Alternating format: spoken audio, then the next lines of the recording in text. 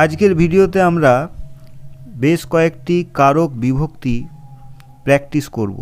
তো কারক বিভক্তি সম্পর্কিত একটি ডিটেল ভিডিও এই ভিডিওর ডেসক্রিপশানে দেওয়া রইল, ওটা তোমরা অবশ্যই দেখে নেবে। আর এই ভিডিওর মধ্যে আমরা বেশ কয়েকটি কারক বিভক্তি পরীক্ষায় যে ধরনের প্রশ্ন আসে তো সেইগুলো কিভাবে করতে হয় সেটা আমরা চেষ্টা করে দেখব। তো কারক সম্পর্কে যেটা বেসিক যে ধারণা সেটা হচ্ছে যে এই যে একটা বাক্য, তিব্বতবাসীরা তার মূর্তিকে আজও বোধিসত্ত্ব নামে পুজো করে। তো এখানে অনেকগুলো পদ আছে, বাক্যের মধ্যে যে ছোট ছোট শব্দ সেইগুলোকে বলা হয় পদ। তো এখানে যেটা কাজ করা বোঝাচ্ছে সেটা কি, যে পূজা করে। এই যে কাজ পূজা করা, এটাকে বলা হচ্ছে ক্রিয়াপদ। আর এই যে তিব্বতবাসীরা মূর্তিকে তাঁর আজও, এইগুলো এক একটা সব পদ আছে। তো এই যে পদগুলো রয়েছে, তিব্বতবাসীরা, তারপর মূর্তিকে, এই প্রত্যেকটা পদের ক্রিয়াপদের সঙ্গে একটা সম্পর্ক আছে। তো এই যে বিশেষ্য বা সর্বনাম, এই পদগুলোর ক্রিয়াপদের সঙ্গে যে সম্পর্ক সেটাকেই বলা হচ্ছে কারক। এবার এই সম্পর্কগুলো নানা রকম হতে পারে। কে কাজটা করছে সেটা হচ্ছে কর্তৃ সম্পর্ক। কি বা কাকে দিয়ে প্রশ্ন করলে সেটা হবে কর্ম। কি দিয়ে বা কিসের দ্বারা সেটা হচ্ছে করণ। তো এইভাবে নানা রকম সম্পর্ক আছে। তো আমরা এর আগের ভিডিওতে জেনেছিলাম, কারক বিভক্তির যে ভিডিও ছিল সেখানে, যে কারক হচ্ছে 6 প্রকার: কর্তৃ, কর্ম, করণ, অপাদান, অধিকরণ আর নিমিত্ত। এই 6টা কারক আছে। আর এছাড়া রয়েছে অকারক সম্বন্ধ পদ, মানে যদি এই যে ক্রিয়াপদ তার সঙ্গে যদি বিশেষ্য বা সর্বনামের কোনো সম্পর্কই না থাকে তাহলে সেটা কারক নয়, সেটা হচ্ছে অকারক। তো এই বিষয়ে ডিটেলস ভিডিও আছে। এই ভিডিওর মধ্যে আমরা শুধুমাত্র প্র্যাকটিস করব। যেমন এখানে দিয়েছে, তিব্বতবাসীরা তার মূর্তিকে আজও বোধিসত্ত্ব নামে পূজা করে। প্রশ্ন হলো যে কার তলায় দাগ দেওয়া আছে? তিব্বতবাসীরা, এর তলায় দাগ দেওয়া আছে। আর কাজটা হচ্ছে পূজা করে। প্রশ্ন করতে হবে যে কে পূজা করে বা কারা পূজা করে। তার উত্তরে আসছে তিব্বতবাসীরা। তাহলে কে বা কারা, এই প্রশ্ন করে যেটা উত্তর আসছে সেইটার তলায় যদি দাগ দেওয়া থাকে তখন সেটা হচ্ছে কর্তৃ সম্পর্ক, তাই এটা হবে কর্তৃকারক। তিব্বতবাসীরা, এটার তলায় যদি দাগ দেওয়া থাকে এটা হবে কর্তৃকারক।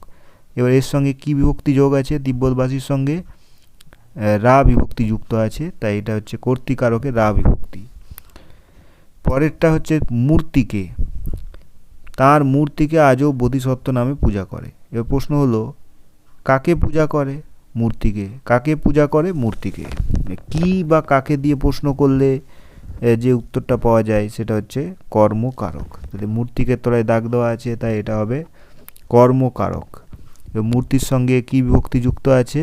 কে বিভক্তি। বিভক্তি জিনিসটা হচ্ছে এই যে একটা কোনো শব্দ বা পদ এর সঙ্গে যে এই যে চিহ্নটা যুক্ত রয়েছে কে, সেটা কে হতে পারে, রে হতে পারে, রা হতে পারে। তা এইগুলোর কোনো অর্থ নেই, এইগুলোকে বলা হচ্ছে বিভক্তি। কিন্তু এইগুলো না থাকলে এই বাক্যটার কোনো অর্থই সঠিকভাবে প্রকাশ হবে না, কতগুলো শব্দের সমষ্টি মাত্র হয়ে থেকে যাবে। বিভক্তিগুলো আছে বলে এটা একটা বাক্য বলে মনে হচ্ছে। এরপরের যেটা আছে সেটা হলো, তিনি ছদ্মবেশে গিয়েছিলেন তিব্বতে। প্রশ্ন হচ্ছে কাজটা কি? গিয়েছিলেন। এবার কোথায় গিয়েছিলেন? তিব্বতে। কিন্তু কোথায় দিয়ে তো প্রশ্নটা করা হয়নি, ছদ্মবেশের তলায় দাগ দেওয়া আছে। তো এটা প্রশ্নটা হবে যে তিনি কিসের দ্বারা বা কিসের মাধ্যমে তিনি গিয়েছিলেন, মানে কিসের দ্বারা তিনি গিয়েছিলেন। তো দ্বারা, মাধ্যম, এই সমস্ত ক্ষেত্রে যে কারকটা হয় সেটা হচ্ছে করণ কারক। তো তিনি ছদ্মবেশের মাধ্যমে তিব্বতে গিয়েছিলেন, বা ছদ্মবেশের দ্বারা তিব্বতে গিয়েছিলেন। দ্বারা, দিয়ে, মাধ্যমে, এইগুলোর ক্ষেত্রে হয় করণ কারক। এবারে ছদ্মবেশ হচ্ছে মূল শব্দ, তার সঙ্গে বিভক্তি যুক্ত আছে এ বিভক্তি দিয়ে ছদ্মবেশে হয়েছে, তো এটা হলো করণ কারকে এ বিভক্তি। 3 নম্বরে আছে, কবিতার ঘরের আসনে বসে টেলিফোনে কবিতা পাঠ করবেন। এখন কাজটা কি? কবিতা পাঠ করবেন। কোথায় কোথায় বসে কবিতা পাঠ করবেন? ঘরের আসনে। কোথায় দিয়ে প্রশ্ন করলে কি কারক হয়? কোথায়, কখন, এই সমস্ত ক্ষেত্রে হয় অধিকরণ কারক। তাহলে এটা হবে অধিকরণ কারক। অধিকরণ কারকে এখানে আসনের সঙ্গে এ বিভক্তি যুক্ত আছে, তাই এটা হবে এ বিভক্তি।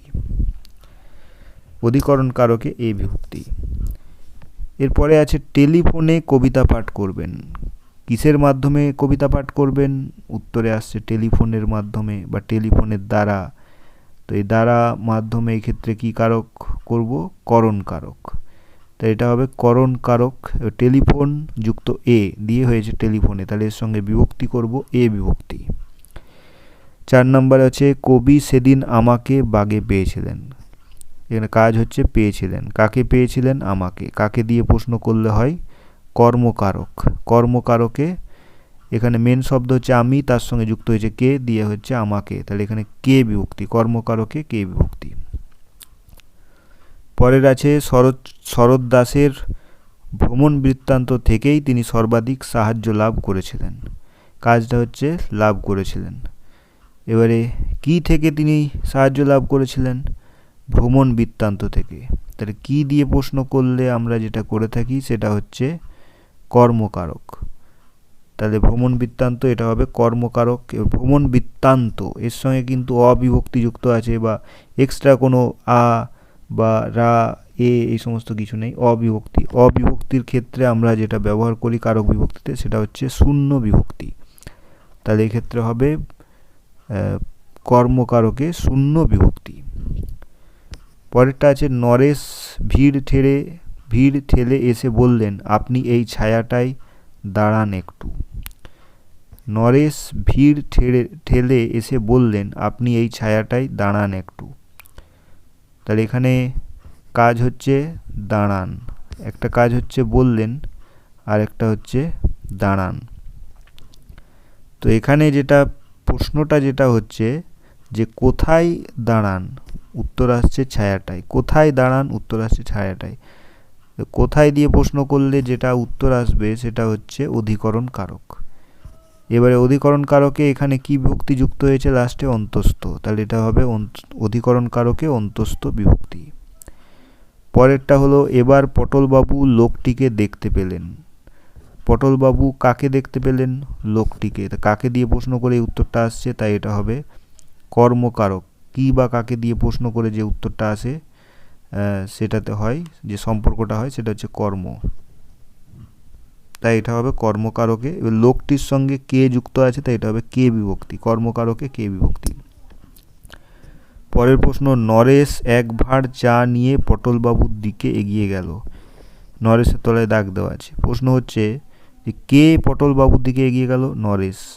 তো কাজটা কে করছে? নরেশ। তাহলে এটা কর্তা হচ্ছে নরেশ, তাই এটা হবে কর্তৃকারক। এবার নরেশের সঙ্গে কোনো বিভক্তি যুক্ত নেই, তাই এটা হবে শূন্য বিভক্তি। কর্তৃকারকে শূন্য বিভক্তি। এবার প্রশ্ন হলো কি নিয়ে পটলবাবুর দিকে গেল? এক ভাঁড় চা। কি দিয়ে প্রশ্ন করলে যেটা হয় সেটা হচ্ছে কর্মকারক। কর্মকারক। এবার এক ভাঁড় চা এর সঙ্গে কিন্তু কোনো বিভক্তি যুক্ত নেই, তাই এটা হবে শূন্য বিভক্তি। কর্মকারকে শূন্য বিভক্তি। পরের প্রশ্ন শশাঙ্ক তার হাতের খাতা থেকে একটা সাদা পাতা ছিঁড়ে কলম দিয়ে তাতে কি জানি লিখে কাগজটা পটলবাবুকে দিল।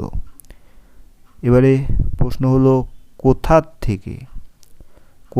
থেকে ছিঁড়ে কলম দিয়ে কি লিখলেন? তো কোথার থেকে? হাতের খাতা থেকে। কোথার থেকে দিয়ে প্রশ্ন করলে যেটা হয় সেটা হচ্ছে অপাদান কারক। কোথার থেকে, কোথা হতে এরকম প্রশ্ন করে যে উত্তরটা পাওয়া যায় সেটার তলায় দাগ থাকলে হয় অপাদান কারক। তাহলে এখানে হবে অপাদান কারক, কিন্তু এর সঙ্গে কোনো বিভক্তি যুক্ত নেই। এখানে আছে থেকে। থেকেটা কোনো বিভক্তি নয়, এটা হচ্ছে অনুসর্গ। বাকি আগের যেগুলো ছিল সেগুলো ছিল মৌলিক বিভক্তি, এগুলো হচ্ছে অনুসর্গ। থেকে, হইতে, দ্বারা, দিয়ে এই ধরনের শব্দ যদি যুক্ত থাকে সেইগুলোকে বলা হয় অনুসর্গ। এগুলোর কিন্তু পৃথক অর্থ আছে, তাই এগুলোকে বলা হয় অনুসর্গ। তাহলে এখানে হবে অপাদান কারকে থেকে অনুসর্গ। একটা সাদা পাতা ছিঁড়ে কলম দিয়ে তাতে কি জানি লিখে কাগজটা পটলবাবুকে দিলেন। এবারে কি ছিঁড়ে দিলেন? সাদা পাতা। কি দিয়ে প্রশ্ন করলে? কর্মকারক। আর সাদা পাতার সঙ্গে কোনো বিভক্তি যুক্ত নেই, তাই এটা হচ্ছে কর্মকারকে শূন্য বিভক্তি। পরের প্রশ্ন, চমকে দেবেন লক্ষ্য রঙের দৃশ্যে।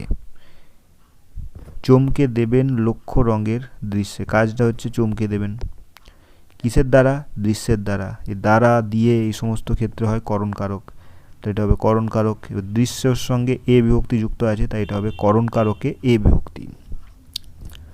বাপ মায়েরা যাবেই তবে মুচ্ছ, কে যাবে? কে মুচ্ছ যাবে? বাপ মায়েরা। কে দিয়ে প্রশ্ন করলে কর্তৃকারক, তাহলে বাপ মায়েরা এটা হবে কর্তৃকারক। কর্তৃকারকে এখানে রা যুক্ত আছে লাস্টে, তাই রা বিভক্তি। কেই বা খুলে দেখছে রঙের বাক্স, কেই বা খুলে দেখছে রঙের বাক্স, এখানে কাজ হচ্ছে খুলে দেখছে, এর সঙ্গে কিন্তু রঙের কোনো সম্পর্ক নেই। রঙের যদি প্রশ্ন করা হয় যে কি খুলে দেখছে, তো বাক্স খুলে দেখছে, তো বাক্সের সঙ্গে খুলে দেখার সম্পর্ক আছে, কিন্তু রঙের সঙ্গে খুলে দেখার সম্পর্ক নেই। রঙের সঙ্গে বাক্সের সম্পর্ক আছে, যে কিসের বাক্স? রঙের বাক্স। তাহলে এখানে এটার সঙ্গে যেহেতু ক্রিয়াপদের কোনো সম্পর্ক নেই, তাই এটা হচ্ছে অকারক সম্বন্ধ পদ। এই সম্বন্ধটা কার সঙ্গে? রঙের সঙ্গে বাক্সের। তো এটা হচ্ছে একটা সম্বন্ধ পদ, তার সঙ্গে বিভক্তি যুক্ত আছে এর, রং যুক্ত এর সমান এর, তাহলে এখানে সম্বন্ধ পদে এর বিভক্তি। নিজের নিজের মন খারাপের গর্তে, এটাও কিসের গর্তে? মন খারাপের গর্তে, এটাও কিন্তু সম্বন্ধ পদে এর বিভক্তি। না, মন খারাপের গর্তে, হ্যাঁ এটা হচ্ছে সম্বন্ধ পদে এর বিভক্তি। এর পরের প্রশ্ন, এক গঙ্গা জল দিয়ে তাই ধুচ্ছি, কাজ হচ্ছে ধুচ্ছি, কি দিয়ে ধুচ্ছি? এক গঙ্গা জল দিয়ে। তো কি দিয়ে প্রশ্ন করলে কি কারক হবে? কর্মকারক, এটা হবে কর্মকারক। আর এখানে জল এর নিচে এর সঙ্গে কোনো বিভক্তি যুক্ত নেই, তাই এটা হবে শূন্য বিভক্তি। সবে দৌড়ে ফিরেছি বৃষ্টি থেকে, সবে দৌড়ে ফিরেছি বৃষ্টি থেকে, কোথার থেকে? বৃষ্টি থেকে। কোথার থেকে হলে কি কারক হয়? অপাদান কারক। আর এখানে থেকে আছে, তাহলে অপাদান কারকে থেকে অনুসর্গ। ওর মুখ একেবারে ভেজা, কি একেবারে ভেজা? মুখ। কি দিয়ে প্রশ্ন করলে? কর্মকারক। মুখের সঙ্গে কোনো বিভক্তি যুক্ত নেই, শূন্য বিভক্তি, কর্মকারকে শূন্য বিভক্তি। আমি দাঁড়িয়ে রইলাম, কে দাঁড়িয়ে রইল? আমি, তাই এখানে আমিটা হবে কি? কর্তৃকারক। কে কাজটা করেছে? আমি, কর্তৃকারক। আমির সঙ্গে কোনো বিভক্তি যুক্ত নেই, তাই শূন্য বিভক্তি। আমি ছিটকে চলে গেলাম খাটের তলায়, কোথায় চলে গেলাম? খাটের তলায়। কোথায় গেলাম? খাটের তলায়। কোথায় দিয়ে প্রশ্ন করলে? অধিকরণ কারক। এখানে কি বিভক্তি যুক্ত আছে? অন্তস্থ, লাস্টে অন্তস্থ আছে, অন্তস্থ বিভক্তি। ভান রাস্তা থেকে চেঁচিয়ে ডাকে, কোথার থেকে চেঁচিয়ে ডাকে? রাস্তার থেকে। কোথার থেকে দিয়ে করলে কি কারক হয়? অপাদান কারক।